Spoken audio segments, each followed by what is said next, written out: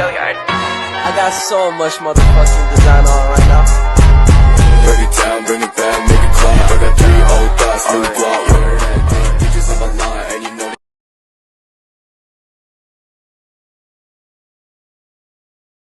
Saya Rahima binti Rajali, nombor metrik BA22110468 akan membentangkan pengenalan. Menurut Kamus Dewan edisi keempat pada tahun 2005, menyatakan lestari ialah tidak berubah-ubah, manakala kelestarian pula keadaan yang tidak berubah-ubah dan terpelihara seperti asal. Seterusnya, bahasa juga merupakan alat perhubungan terpenting yang digunakan oleh manusia bagi berinteraksi antara satu sama lain. Seterusnya, menurut Kamus edisi ketiga 1996 menyatakan bahasa ialah lambang bunyi suara yang dipakai sebagai alat perhubungan dalam lingkungan suatu kelompok manusia. Tajuk kami yang dipilih ialah kelestarian bahasa Bisaya. Slide seterusnya ialah akan membentangkan tentang Bisaya. Bisaya adalah kaum pribumi asal dari barat laut dan sepanjang pantai Borneo, Malaysia. Dan dia tertumpu di sekitar daerah Beaufort, Sungai Padas, Sungai Ikhlas, dan Pulau Gaya di Sabah. Bangsa Bisaya dikenali sebagai Melayu atau Islam oleh suku kaum Lusun, Murut, dan Trungus. Seterusnya, bangsa Bisaya memiliki minat dalam bidang pertanian dan ia juga merupakan sumber utama pendapatan mereka. Mereka hidup dalam satu sistem sosial yang kompleks dengan padat, adat resam, bahasa sukuan dan kepercayaan sejak ratusan tahun lagi. Jika diteliti, Bisaya menunjukkan persamaan lebih dekat dengan bahasa Melayu berbanding bahasa sukuan Bisaya di Filipina. Berdasarkan kajian kami, bahasa dan budaya etnik Bisaya ini berasal daripada kelompok etnik Dusun yang merupakan penduduk terawal di Sabah. Masyarakat suku kaum Bisaya zaman kini kurang mahir dalam bertutur bahasa ibunda dan kurang tahu tentang berbahasa Bisaya. Saya Siti Nursyafika binti Ismail dari grup 7 dan akan membincangkan tentang latar belakang kajian bagi kajian kami. So, tujuan kami membuat kajian ini ialah untuk mengetahui sama ada bagi ahli komuniti Bisaya sendiri, adakah penting untuk memahami bahasa mereka? Adakah mereka pernah didiskriminasikan oleh orang lain? Dan apakah sikap komuniti Bisaya itu sendiri terhadap bahasa etnik mereka? Apakah bahasa yang mereka gunakan ketika berbicara dengan ahli keluarga dan orang sekeliling? Selain itu, latar belakang kajian kami juga merangkumi aspek pandangan orang ramai di mana kami menganalisis pengetahuan orang ramai mengenai bahasa pilihan kami yaitu bahasa Bisaya. Adakah bahasa Bisaya itu mudah untuk difahami? Adakah wajar penggunaan bahasa Bisaya itu digunakan secara meluas seperti menyediakan surat khabar dalam bahasa Bisaya? Dan soalan terpenting kami ialah, adakah bahasa Bisaya itu perlu dipelihara? Saya Siti Arani binti Arsad akan membentangkan berkenaan metodologi kajian. Yang pertama, menurut Hornby 1985, metodologi merupakan satu set kaidah yang digunakan untuk menjalankan kajian ke atas subjek kajian yang tertentu. Kedua, menurut Ustadz Kanali, metodologi penyelidikan merupakan kaidah dan teknik mereka bentuk, mengumpul dan menganalisis data supaya dapat menghasilkan bukti yang boleh menyokong sesuatu kajian, yaitu merumuskan apa yang dikaji. Yang ketiga, menurut Kamus Dewan edisi keempat, metodologi membawa maksud sistem yang merangkumi kaidah dan prinsip yang digunakan dalam sesuatu kegiatan atau disiplin. Nama saya Rini binti Jomuri, memegang nomor metrik BE22110546. Saya akan membentangkan bahagian instrumen kajian yang digunakan oleh kumpulan kami. Dan pertama sekali saya ingin memperkenalkan apakah itu instrumen kajian. Instrumen kajian ini digunakan bagi mendapatkan maklumat yang diperlukan bagi menjalankan suatu kajian. Oleh itu, dalam menjalankan kajian kami telah menggunakan instrumen kajian yang berbentuk kaedah kuantitatif, yaitu soal selidik, dan kaedah kualitatif yang berbentuk kaedah perpustakaan. Baiklah, dalam kaedah soal selidik, kami telah menyediakan 15 buah soalan, di mana 11 soalan terdiri daripada soalan tertutup dan 4 lagi soalan ialah soalan terbuka. Soalan tertutup yang kami sediakan adalah bertujuan untuk mengukur tahap manakah yang dipilih oleh responden berdasarkan jawapan yang telah kami sediakan. Manakala soalan terbuka yang kami sediakan adalah untuk menilai, seterusnya mempertimbangkan pendapat yang disuarakan oleh responden untuk digeneralisasikan dalam bentuk data ataupun dapatan kajian. Nama saya Rehana Nurjulawi, nomor metrik saya BE22160816. Saya akan membentangkan mengenai pengumpulan data. Terdapat 2 pengumpulan data yang kami gunakan, yaitu kaedah soal selidik dan kaedah perpustakaan. Kaedah soal selidik yang dikenali sebagai kaedah kuantitatif merupakan salah satu kaedah yang penting dalam sesuatu kajian. Borang soal selidik yang diberikan kepada mereka adalah berkaitan kelestarian bahasa. Borang soal selidik dibentuk menggunakan Google Form melalui pautan dan diedarkan kepada 12 orang responden yang berbangsa Bisaya melalui aplikasi WhatsApp Messenger. Borang soal selidik terdiri pada 15 soalan, di mana 11 soalan merupakan soalan tertutup dan 4 lagi merupakan soalan terbuka. Soalan-soalan yang diberikan tersebut adalah untuk mengetahui mengenai kelestarian bahasa Bisaya dalam kalangan mereka. Kaedah yang kedua pula ialah kaedah perpustakaan.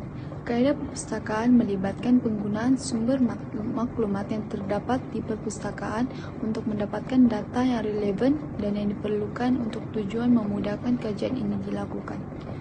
Kaedah ini melibatkan pencarian, pemilihan, dan penggunaan bahan perpustakaan seperti buku, jurnal, artikel, laporan, dan sumber lain yang tersedia dalam format cetak atau elektronik.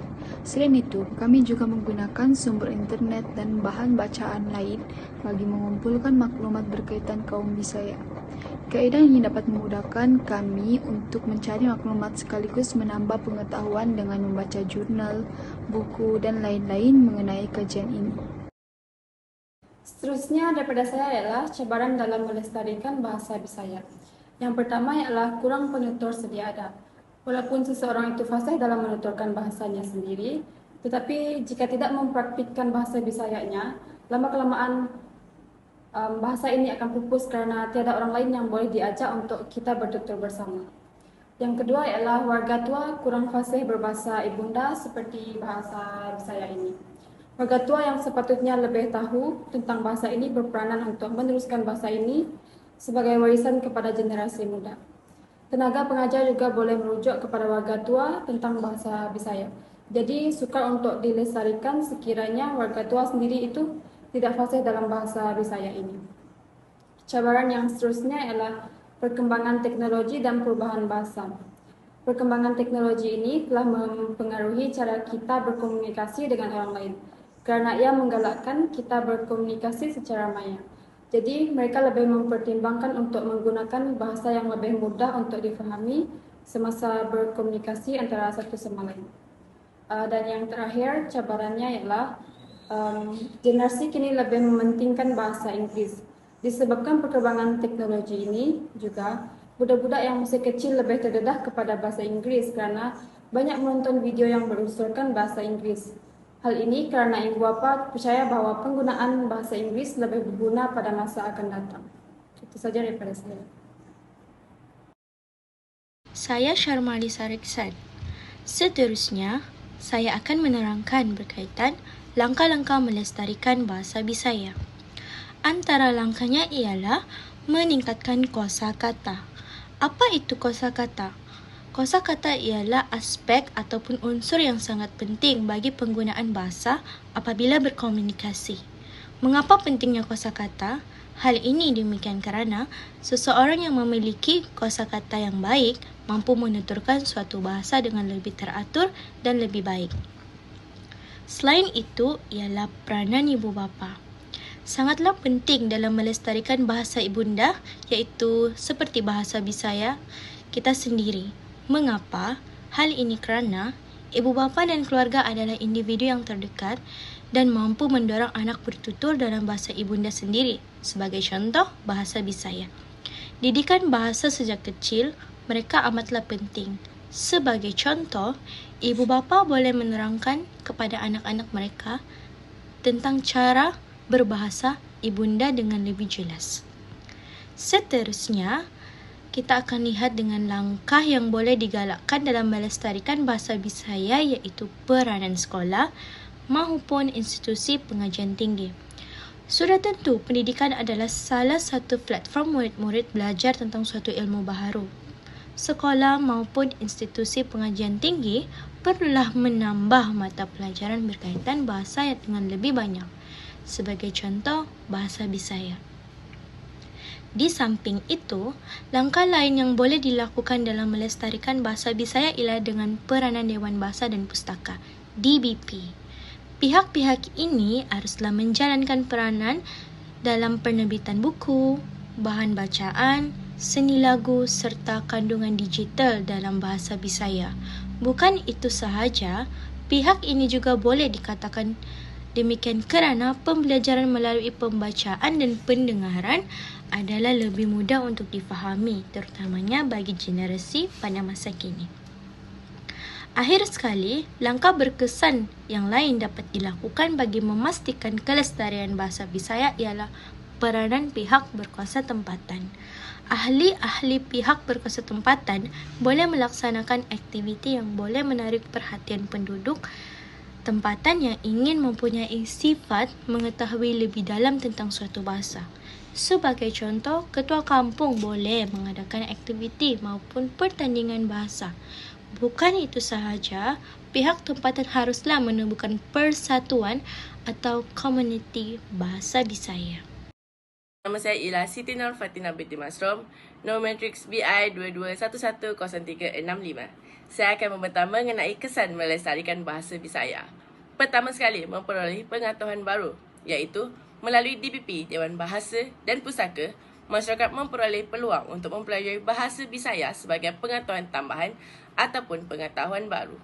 Kedua, membentuk generasi yang kaya dengan adat dan tradisi. Melalui didikan ibu bapa, maka wujudlah kesedaran yang diterapkan oleh ibu bapa mereka dan wujudlah generasi yang cinta terhadap adat dan budaya sesuatu bangsa mereka sendiri. Ketiga, memastikan kelangsungan bahasa Bisaya, yakni bahasa Bisaya tidak akan pupus di telan zaman dan akan kekal di masa hadapan. Keempat, meningkatkan mutu sosial di kalangan penduduk. Penggunaan bahasa sendiri dalam komuniti dapat mendorong peningkatan jalinan ikatan sesama bangsa dan mengelak kesalahfahaman antara satu sama lain dalam sesuatu bangsa komuniti itu sendiri. Kelima, iaitu yang terakhir, meningkatkan pengaruh bahasa Bisaya. Bahasa Bisaya dapat berkembang dengan pesat dari masa ke masa di kalangan masyarakat maupun generasi akan datang. Penggunaan bahasa Bisaya akan lebih meluas. Salam sejahtera, nama saya Rishanita. Sekarang saya akan membentangkan kesan tidak melestarikan bahasa Bisaya. Jadi kesan yang pertama ialah kehilangan atau kecelaruan identiti. Di mana bahasa ini dia memegang peranan penting dalam menentukan identiti budaya dan juga nilai budaya. Jadi oleh itu nilai budaya ini perlu dijaga untuk generasi seterusnya. Okey, kesan seterusnya kurangnya penghargaan terhadap bahasa Bisaya. Terutamanya hal ini kerana pengaruh bahasa asing dan media sosial. Jadi sekiranya orang Bisaya itu dia lebih menggunakan bahasa slang dan juga bahasa popular yang trending dalam media sosial. Ia menunjukkan bahawa kurangnya penghormatan terhadap bahasa sendiri. Jadi oleh itu penting bagi golongan muda untuk diberi nasihat tentang pentingnya mempertahankan bahasa sendiri. Yang seterusnya, penutur asli akan berintegrasi dengan komuniti lain. Ini dapat disebabkan oleh perubahan sosial yang berkelanjutan. Maksudnya kesan yang sosial secara panjangan lah. Sebagai contoh, penutur asli yang tidak fasih dalam bahasa Bisaya, yang sudah tidak mempunyai identiti lah. Oleh itu, melalui perkawinan percampuran akan mengakibatkan penutur asli lebih mengikuti adat atau bangsa pasangannya. Oke, kesan yang terakhir, pupusan budaya dan tradisi. Kehilangan bahasa ini akan juga mengakibatkan kehilangan tradisi budaya yang terikat padanya. Contohnya lagu, mitos, puisi yang tidak mudah dipindahkan ke bahasa lain. Jadi hal ini dapat merosakkan identiti dan perpaduan sosial dan dengan penggantian nilai dan tradisi lama. Oke, itu saja daripada saya. Kesimpulannya, terdapat banyak cabaran dalam merealisasikan bahasa Bisaya. Antaranya ialah penutur yang sedia ada untuk menuturkan bahasa Bisaya semakin berkurang. Selain itu, kekurangan warga tua yang fasih berbahasa Bisaya.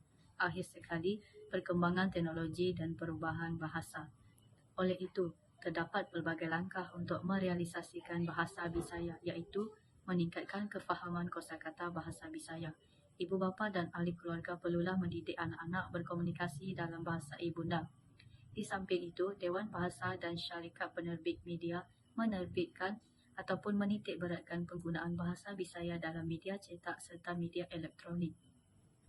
Bahasa Bisaya juga haruslah direalisasikan di peringkat sekolah dan IPT.